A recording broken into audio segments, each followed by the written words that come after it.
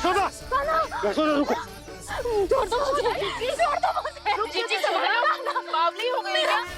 जीजी संभालो। कान्हा, कान्हा। देखो अब कैसे तुम्हारे अस्थियों को तोड़कर छोटे छोटे टुकड़ों में बदल दूंगा मैं।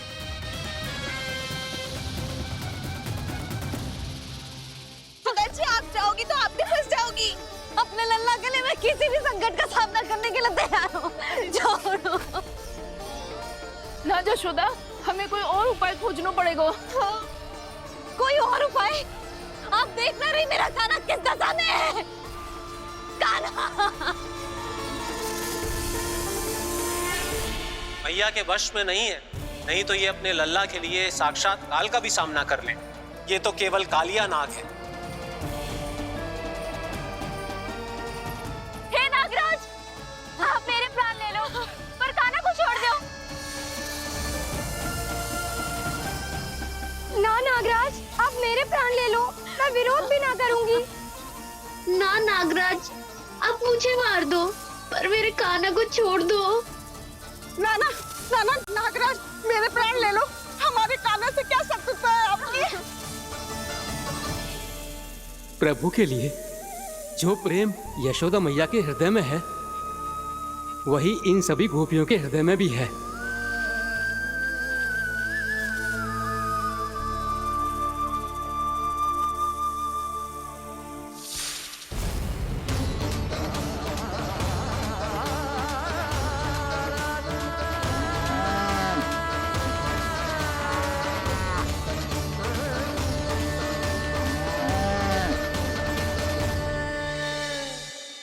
यशोदा, यशोदा, देखो इन गोपियों को, इन गैयाओं को, इन सब के मन में भी तुम्हारी भांति ही ममता भरी हुई। वो सब भी कान्हा से उतना ही प्रेम और स्नेह करती हैं, उतनी ही ममता से भरी हुई हैं जितनी कि तुम। तो तुम ही सोचो, जिसके साथ इतनी ममता और इतना स्नेह, इतना प्रेम, उसका कोई क्या कर सकता है? उस कालिया नाग का वेश इस सब आशीर्वादों के सामने कछु ना है। कछु करो जी। उसे बोलो वो मेरे प्राण ले ले, मेरे कान्हा को छोड़ दे। यशोदा,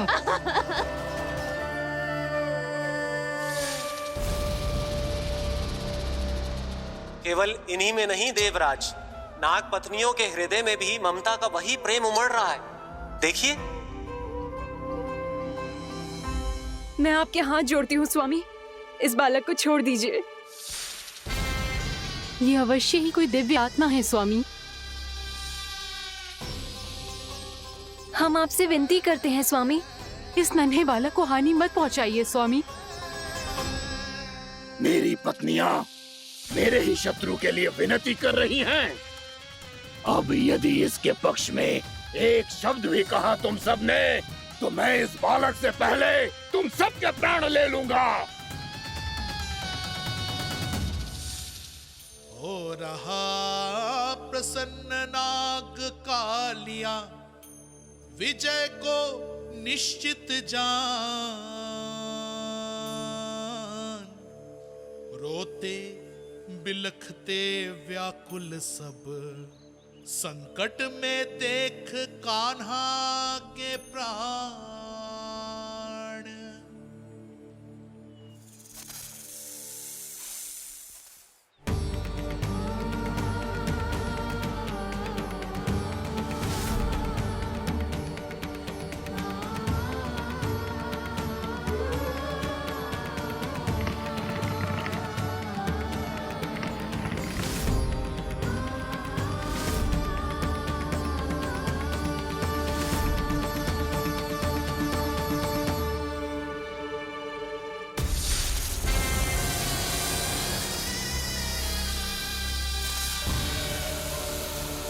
कुछ करो जी, मेरे लल्ला को बचा लो, कोई तो कुछ करो। जीजी, संभालो यशोदा। यशोदा, यशोदा तुम शांत हो जाओ, मैं कान्हा को वापस लेकर आऊंगा। मैं रक्षा करूंगा उसकी, ना नंदराज, नंदराज नहीं। कम से कम आप तो समझो नंदराज, कालिया के पास आप जाओगे तो आप भी फंस जाओगे।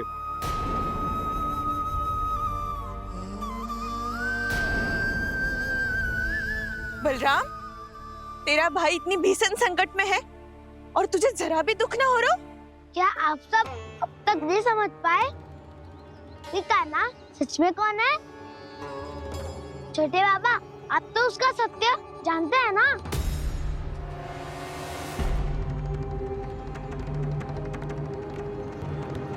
मानता हूँ कि आप सब कान्हा के रहस्य के बारे में नहीं जानते, पर क्या उसके जन्म से आज तक घटी एक से बढ़कर एक विचित्र घटनाओं को भी भूल गए हैं आप सब? भूल गए हैं कि कैसी पूतना जैसी राक्षसी उसका कुछ बिगाड़ नहीं पाई, कैसे तरनावत जैसा भयानक राक्षस उसे एक खरोच भी नहीं दे पाया था।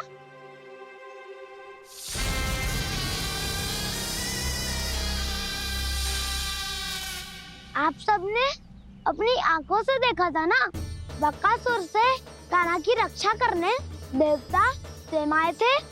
पर सत्य तो ये है कि वह सभी देवता भी उस असुर के सामने असमर्थ हो गए थे। तब कान्हा ने बहुत ही आसानी से उस भयंकर असुर का वध किया था। एक ही बार में धराशायी कर दिया था उसे। तो आप सभी सोचिए, बार बार ऐसे असाधारण कार्य करने वाला बालक साधारण कैसे हो सकता है? अब तो आरंभ से ही सारा सत्य जानते हैं छोटे बाबा। रहस्य छुपाने में सदैव कान्हा की सहायता करते आए हैं आप, और आज आप स्वयं ही उसके सत्य को भूल रहे हैं। और तुम सब भी तो जानते हो कान्हा की शक्तियों के बारे में। तो क्या तनिक भी विश्वास ना है अपने सखा पे? बलराम, जे तू क्या कह रहा है? मैंने जो कहा उसका एक एक शब्द सत्य है छोटी माँ।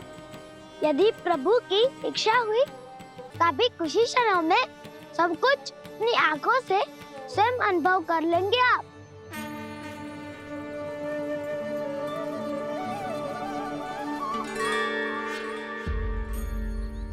शांताकारं भुजगशयनं पद्मनाभं सुरेशं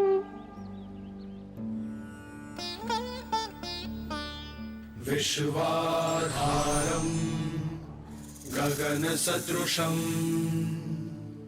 मेघवर्णं शुभांगं लक्ष्मीकान्तं कमलनयनं योगी वीरध्यानगम्यं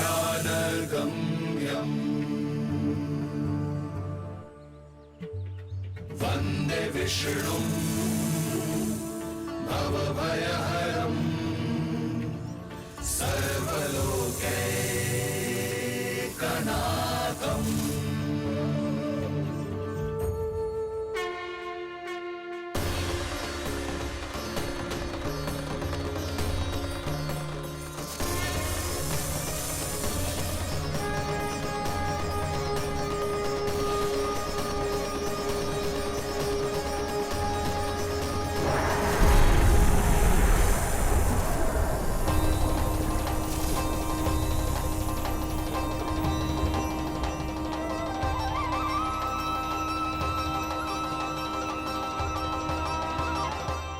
तुझे क्या लगता है बालक कि तू मेरी जकड़ से निकल गया तो अब बच जाएगा तू?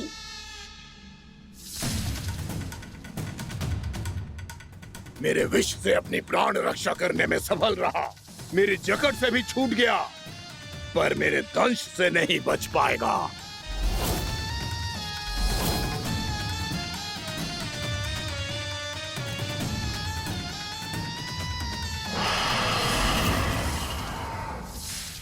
अब भय से भाग रहा है, पर मैं तुझे मृत्यु देकर रहूंगा।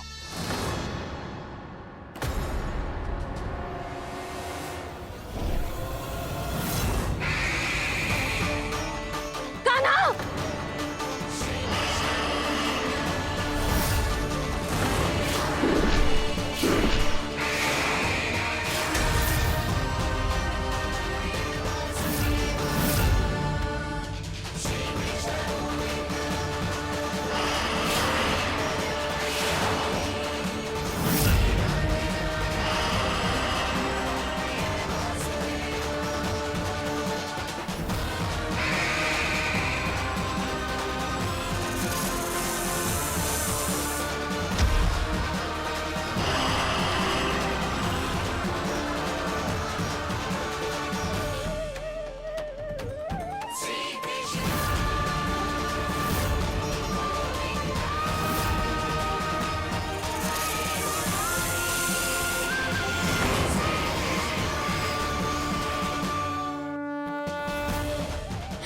मेरा नन्हा सा कान्हा कितनी देर भाग पाएगा?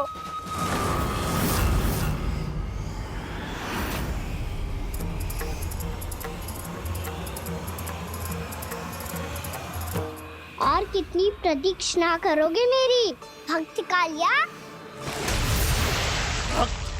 भक्त नहीं, काल हूँ मैं तेरा। जब अहंकार का मुकुट बुद्धि को ढक लेता है तो भक्त अपने भगवान को भी नहीं पहचान पाता। व्यर्थ की पहेली में मत उलझा बालक। ना मैं भक्त हूँ और ना तू भगवान।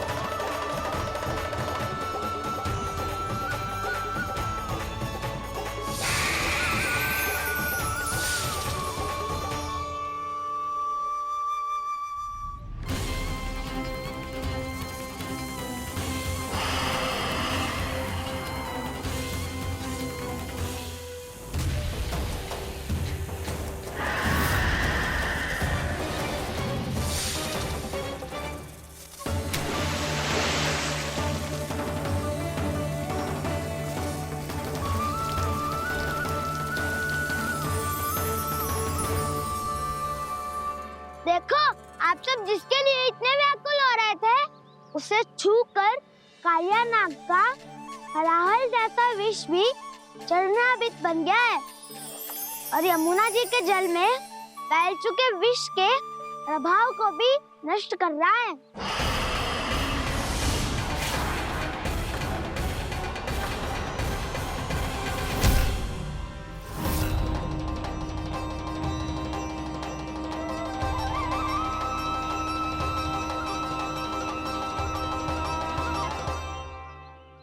धर्म रक्षक, अधर्म विनाशक प्रभु श्री कृष्ण का कौशल सचमुच अद्वितीय है। नारायण नारायण।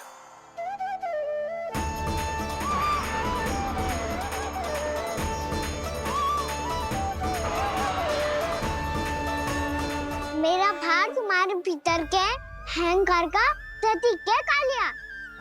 अब तुम्हारा अहंकार, तुम्हारा अनपान मेरे पाँव के नीचे है और तुम्हारी पूंछ अर्थात तुम्हारे प्राण मेरे हाथ में।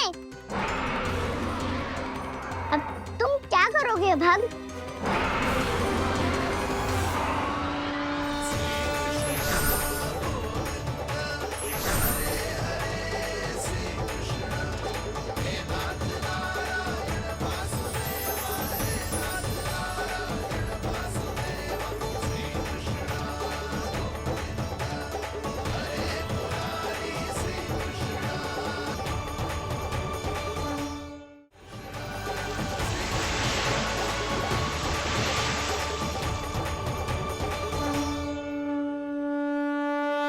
प्रभु, भले ये आपको पहचानने में असमर्थ हो, पर हम सब ने आपको पहचान लिया है।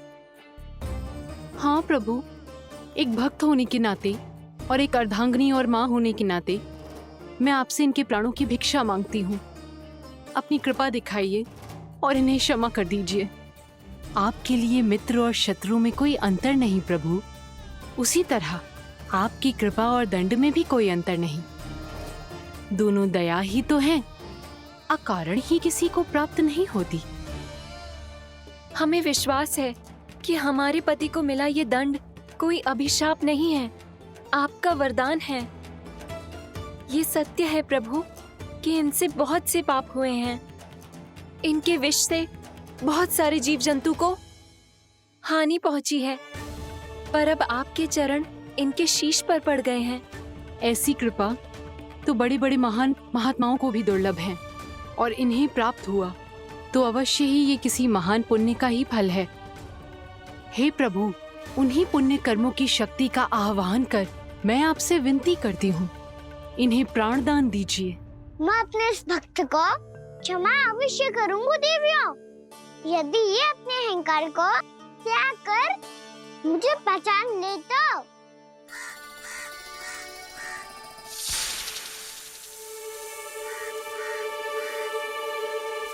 मैं तुम्हें श्राप देता हूँ, जितनी विषैली तुम्हारी जिह्वा है उतने ही विषैले सर्प बन जाओ तुम।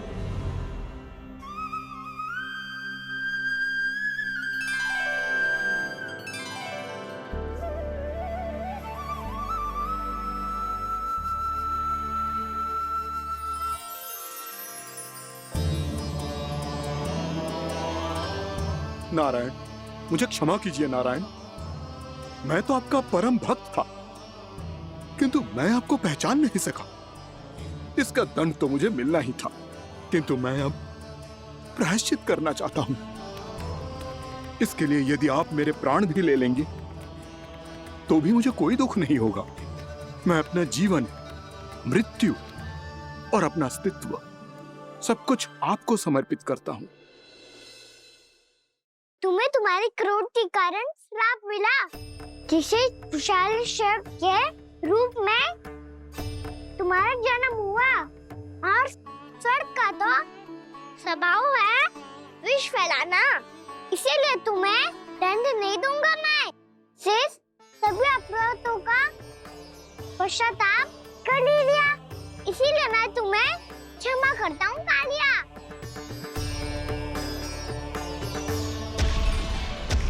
पर तुम्हें यहाँ से दूर समुद्र के बीच जाकर रहना होगा, जहाँ किसी निर्दोष का जीवन तुम्हारे विष से प्रभावित ना हो। मैं चाहकर भी आपकी इस आज्ञा का पालन नहीं कर सकता। मैं असमर्थ हूँ प्रभु, क्योंकि यदि मैं इस क्षेत्र को छोड़कर गया तो मेरी मृत्यु निश्चित है। आपसे क्या छुपा है प्रभु? आप तो जानते हैं कि सर्प जाति और आपके वाहन गरुड़ के बीच अनंत शत्रुता चल रही है, जिसका प्रारंभ नागों के द्वीप नागालय से हुआ था। उस द्वीप पर छोटे जीवों को निगल जाने के लिए सर्प थे, और गरुड़ को सर्पों का स्वाद बहुत प्रिय था, इसलिए वो बार बार नागद्वीप जाने लगा था। पर इस कारण पूरी सर्प जाति उससे आतंकित हो गई थी। इसलिए जब भी गरुड़ वहां पहुंचता तो सभी सर्प छिपने लगते। जब गरुड़ को इसका आभास हुआ तो उसे बड़ा क्रोध आया और वो उत्तेजना में भरकर सर्पों का शिकार करने लगा। भूख ना होने पर भी उन्हें मारने लगा। अब सर्पों के प्राण हरना उसके लिए खेल बन गया था। इस भीषण समस्या का समाधान ढूंढने के लिए पूरी सर्प जाति महान सर्प वासुकी के सामने इकट्ठी हुई। हे महान वासुकी, हमारी सहायता कीजिए। नागद्वीप पर गरुड़ ने आतंक मचा दिया है। पहले तो वो हमें अपना भोजन बनाता था, लेकिन अब हम उसके खेल का साधन बन चुके हैं। भूख हो या ना हो, जब तब आकर वो हमारे प्राण हर लेता है। अनुचित हिंसा के इस प्रथा का आरंभ सर्पों ने ही किया है।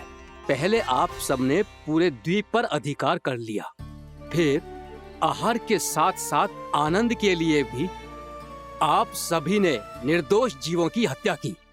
और जब सृष्टि का संतुलन बनाए रखने के लिए गरुड़ आपको अपना आहार बनाने आया, तो आप सब अपने प्राणों की रक्षा के लिए छिपने लगे। तो फिर गरुड़ का उत्तेजित होना तो स्वाभाविक ही था। नागनाथ, जो हमने अन्य जीवों के साथ किया वही अब हमारे साथ हो रहा है, परंतु ये भी तो सृष्टि के संतुलन के विरुद्ध ही है ना?